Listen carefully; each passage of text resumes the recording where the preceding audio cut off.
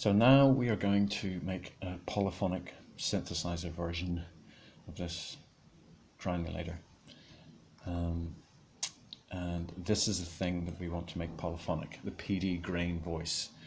There are a number of signals and controls. Well, there's one control value going into it, and 3 signals.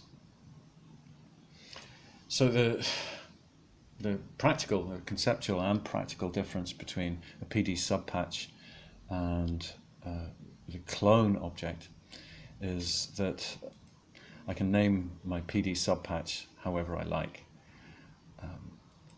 and it contains objects, functionality that all live within this main patch. What the clone object does is it takes a name, and that name refers to another PD patch.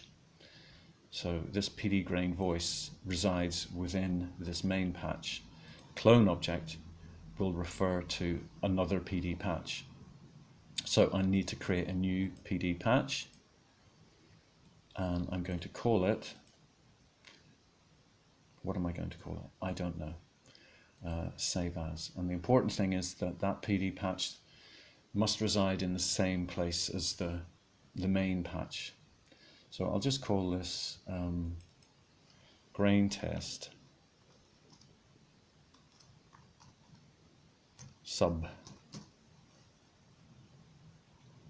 It's kind of misleading, suggesting that it's a sub patch when it's in fact another patch, but it helps clarify things for me. So grain test sub PD is the name of this new patch, and I'm just going to put all this gubbins inside it.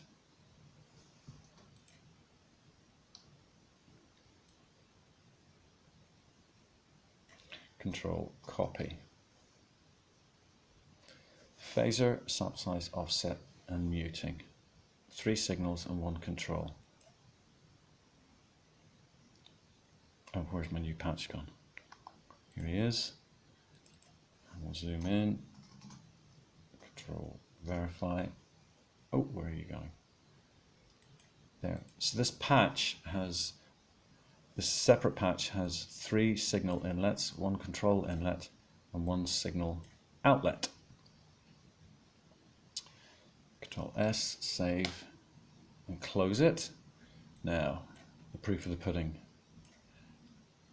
Yeah, maybe just for safety's sake, I'll just keep this here. Now I'm going to create a clone object, CLONE, and what did I call my subpatch?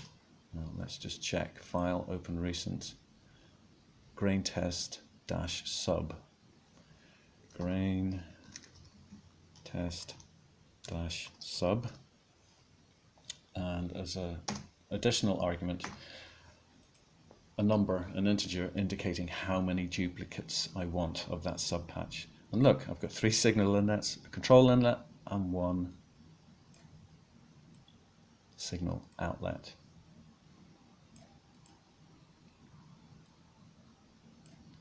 So that is,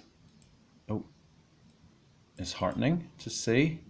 We've got the right number of inlets and outlets, the right types.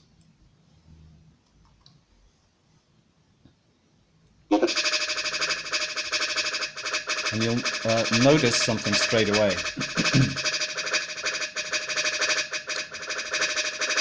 that I overlooked. There are 4 instances of this.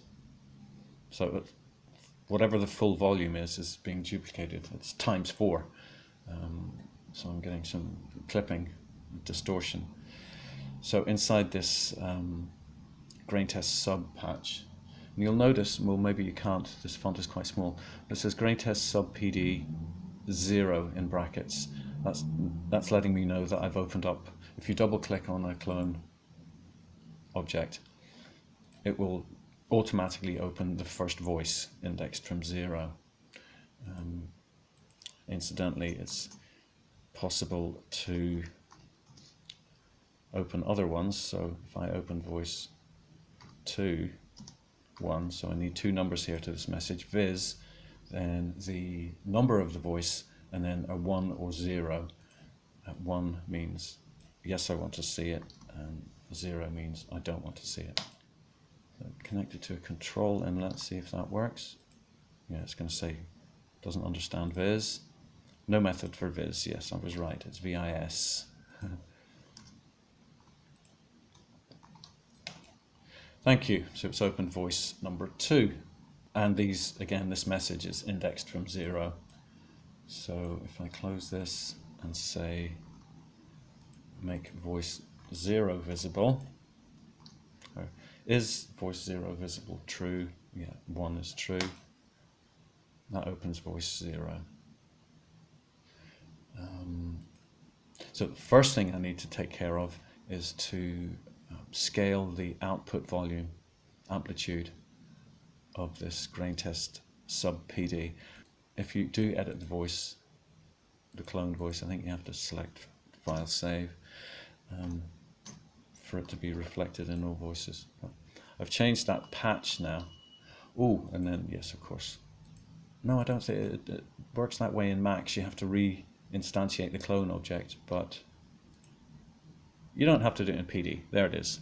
There's my scalar at the outset. So to summarize,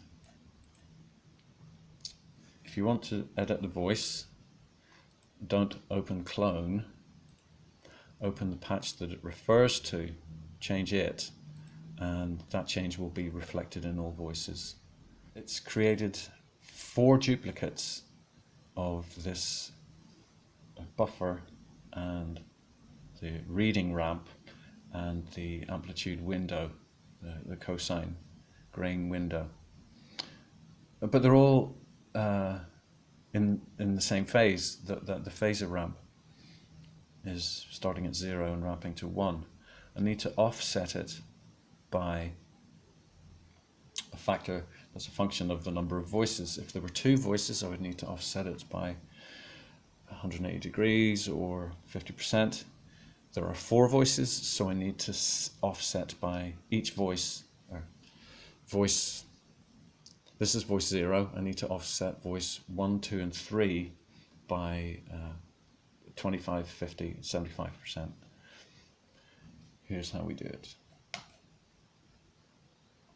I go back into my recent files, grain test sub, and if inside that patch I write float $1 and connect a load bang object to it. Hold on, I will, just for security's sake, I'm going to connect a bang to that load bang.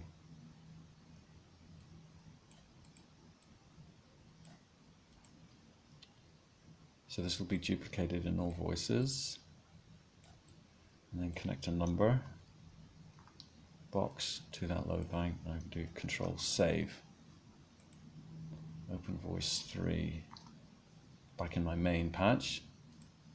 So what I'm going to do is create another inlet just for security's sake to make sure that we get exactly the correct functionality. Save it. Now there, lo and behold, is my additional inlet, and I am going to connect a bang to that inlet.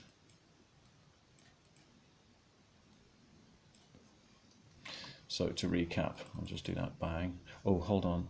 I send a message. It has to be all.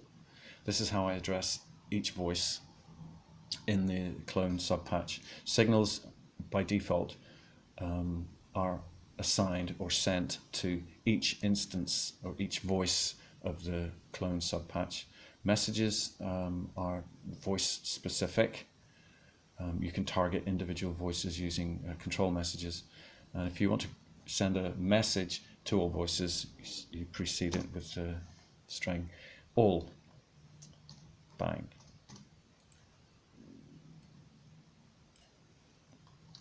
I'm kind of hedging all my bets and trying to be 100% secure. So if I open voice 0 by clicking on the clone subpatch, this number is 0.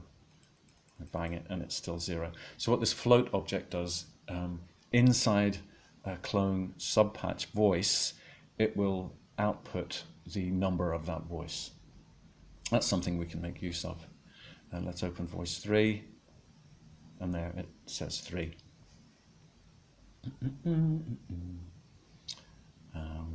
And we can use the total number of maximum voices as a scalar for the amplitude.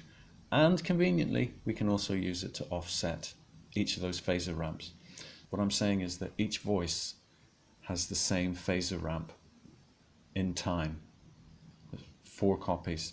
So we're hearing 4 overlaid voices. We're not hearing 4, offset voices. And we use the number of voices as a function of output amplitude and phase offset. I think that's clear. I need to use the number returned by the float object inside the clone subpatch or the clone patch that's being duplicated to determine how many voices there are active. You know, I might want 4, 2, 8, 16, 32, whatever. So a kind of cheaty way is if I use send VV for voices and then copy, verify, receive voices. Now I haven't given these send and receives unique names. They're not voice specific. They're not unique to each voice. This send will go to all receives in all voices. And using the PD object max, MAX, I'll call it 0, that just initializes the right inlet. This will output the total number of voices in all, in total. And if I use an expression object and say 1 divided by $float1,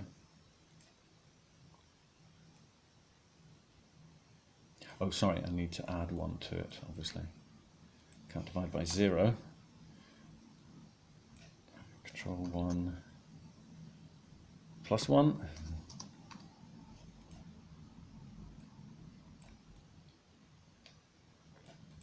That will be my amplitude. And let's get a number just to verify. I just need to recap. I'm going to close this entire patch now. Reopen it.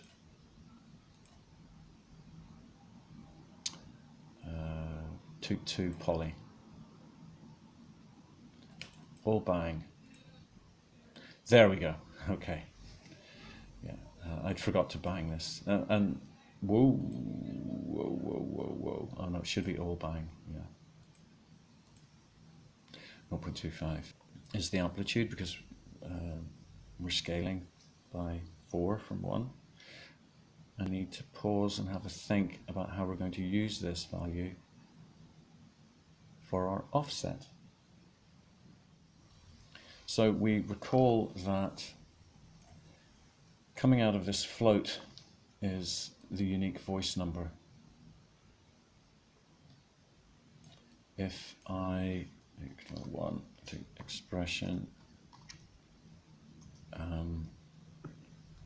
that number divided by the total number of voices, and in this instance I know that that happens to be 4, that will give me an offset, a unique offset for each voice.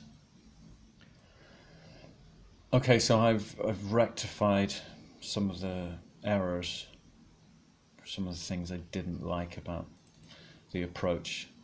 So this is the, I'll open the sub, or the patch that clone is referring to rather than looking at one of the voices. Just describe what I've done. 4 voices for clone. I'm just going to create 4 copies or 3 additional copies. and instead of it's a little opaque to me what's happening here. So I've just hardwired into this expression object here. So the voice number, which each voice returns, is divided by 4, and I've hardwired that number in here. I tried a number of other methods and I kept breaking stuff. I don't know if this is bad practice or not, but I'm going to convert that number into a signal so that it's a constant. If there's any loading errors, then at least I know that the signal is always on. That's the first thing I did. And the other thing I'm going to do, or I found that I need to do, is this value here, which determines if the grain is being silenced. This isn't a value yet until I pass a value in. So what I'm going to do is convert it to a signal. So instead of $float1, I'll say $vector, or instead of $float2, I'll say $vector2, and also convert that into a signal, that value into a signal, tilde. And the initial value I want is 0. So this is outputting a 0. So that the output of this expression is 1, which allows the ramps to pass through unadulterated, or unmuted. The result of all this shenanigans is, if I save that, go through this initialization routine again just to be sure, 4 voices, bang them all, look at voice number 2, we should have a value of 0.25 for the amplitude and coincidentally a value of 0.25 for the offset. Let's look at voice 0. There's no offset as expected. If we look at the last voice, it will say, no, let's do them in order. Look at voice 2 and it will say 0.5 for the phase offset, and it does. And look at voice number 3. Its offset is 0.75. So we can see that it's working, but more importantly, we can hear that it's working.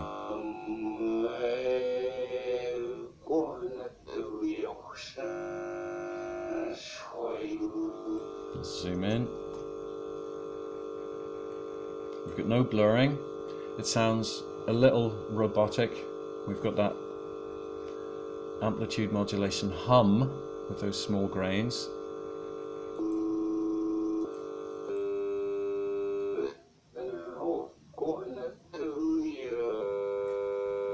Let's go back to 80.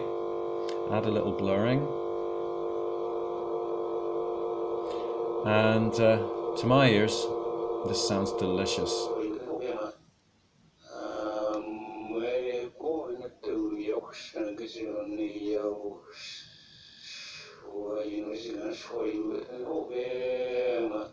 Let's open a drum loop. A slower one, perhaps.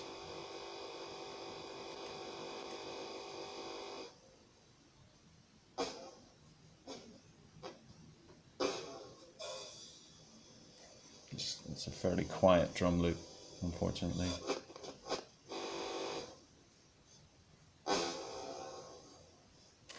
Let's see, flute.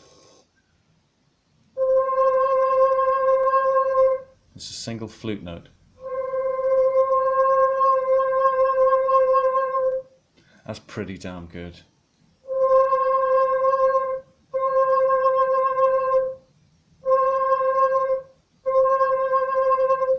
Let's try that pizzicato violin.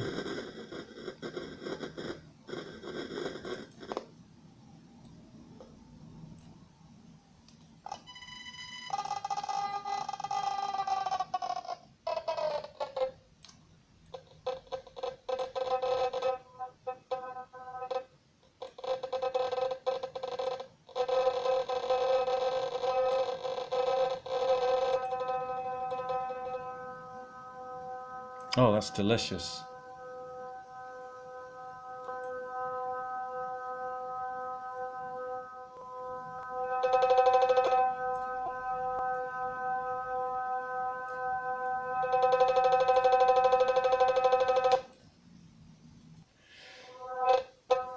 So we could add additional functionality. As I mentioned before, we could add a range control for pitch so that the pitch modulates automatically a low frequency oscillator or via noise. What other functionality could we add? Panning would sound nice. Well, certainly if I had some decent speakers. What else? A range control. Well, we have one. And that'll do, in that format, that'll do. Muting will do. What I want to get on to doing now, let me just have a look in here. Got my phaser with a unique offset, reading from a buffer, offset and offset noise, range. That's all good. What we're going to do now, what we're going to do next, is design a graphic user interface for this synth engine. We're going to do it on the MobMuPlat editor, which allows us to build a fairly simple graphic user interface and then put the entire bundle, so that's the GUI and the synth engine, into a package, put it on a tablet, whether Android or iOS. So we have, oh sorry, I need to do, this is just to give a quick preview. So it's a wide tablet and it's landscape, and we can put sliders, knobs, XY sliders, some text, LCD, I think that's for an image, multi-touch panel, multi-sliders, have all sorts of fun and games, but we'll do that later.